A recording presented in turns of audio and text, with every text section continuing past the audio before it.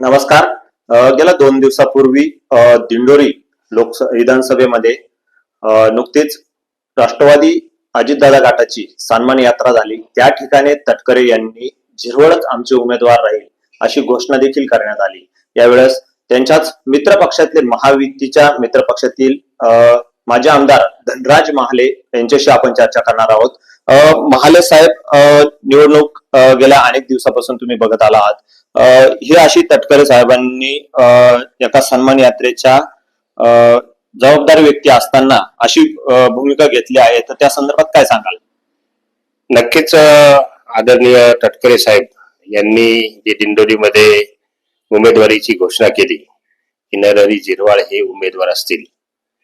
विद्यमान आमदार जरी असले तरी निवडणूक प्रक्रिया होत असताना आपली महायुती आहे, सर्व घटक पक्ष एकत्रित मिळून जागेबाबत चर्चा होईल आणि त्या चर्चा अंती जो उमेदवार दिला जाईल त्या ठिकाणी तो उमेदवार त्या ठिकाणी निवडणुकीला सामोरे जाईल.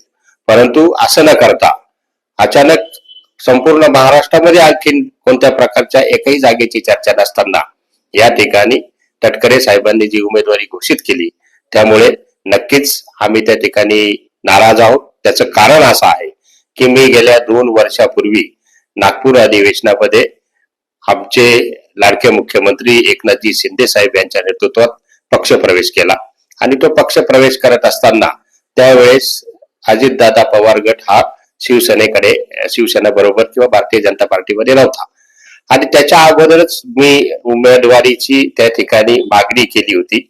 आदरणीय एकनाथजी शिंदे साहेब यांच्याकडनं मला शब्दही दिला गेलाय की तुला निवडणूक लढायची आहे.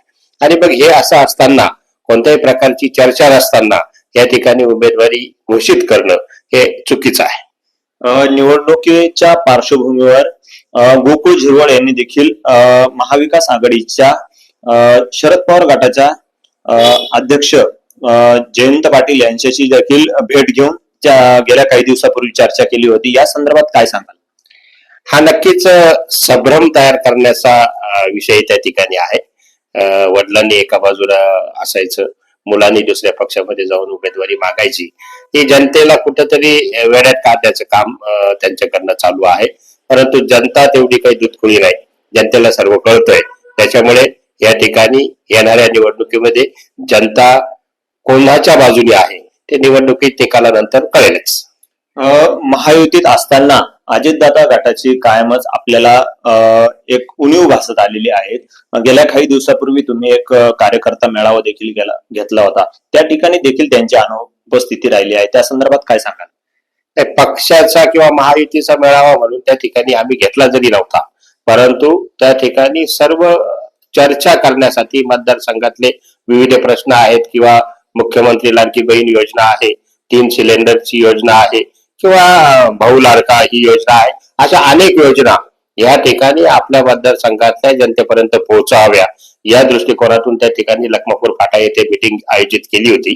परंतु त्या मीटिंग मध्ये सुद्धा भारतीय जनता पार्टीचे पदाधिकारी आले, शिवसेनेचे शिंदे गटाचे सर्व पदाधिकारी आले, परंतु राष्ट्रवादीचा एकही पदाधिकारी त्या ठिकाणी आला नाही. आणि त्याच्यामुळे नक्कीच हा संभ्रम तर आपल्याला मागच्या लोकसभेच्या निवडणुकीपासून तुम्हाला सर्वांना या ठिकाणी जाणवतोय की लोकसभेच्या निवडणुकीमध्ये सुद्धा महायुतीमध्ये बरोबर असताना सुद्धा पाहिजे तसं काम आदरणीय भारतीताईंचं त्या ठिकाणी झालेलं नाही.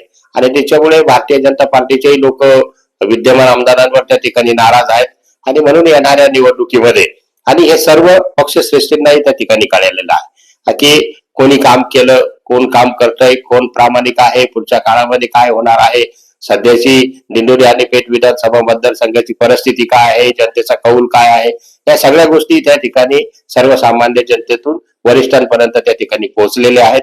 त्याच्यामुळे आम्ही सुद्धा येणाऱ्या 2-3 दिवसामध्ये त्या अगोदर मी आदरणीय पालकमंत्री दादाजी भुसे साहेब, आमचे शिवसेनेचे सचिव भाऊसाहेब चौधरी साहेब, संपर्क प्रमुख सुनीलजी पाटील, जिल्हा प्रमुख भाऊलालजी तांबडे साहेब यांना एका पत्राद्वारे त्या ठिकाणी निवेदन दिलेलं आहे आणि येत्या 2-3 दिवसामध्ये आदरणीय मुख्यमंत्री एकनाथजी शिंदे साहेब यांच्याकडे जाऊन सुद्धा या सर्व ज्या काही तक्रारी आहेत किंवा मतदारसंघाचा जो आढावा आहे, मतदारसंघामध्ये मनात असलेला जो विचार आहे तो आम्ही एकनाथजी शिंदे साहेबांकडे जाऊन आणि त्या ठिकाणी मांडणार आहोत. आणि हे एका बाजूला जर म्हटलं तरी चालेल की आम्ही यांचं गाराणा पण त्या ठिकाणी घेऊन जाणार आहोत.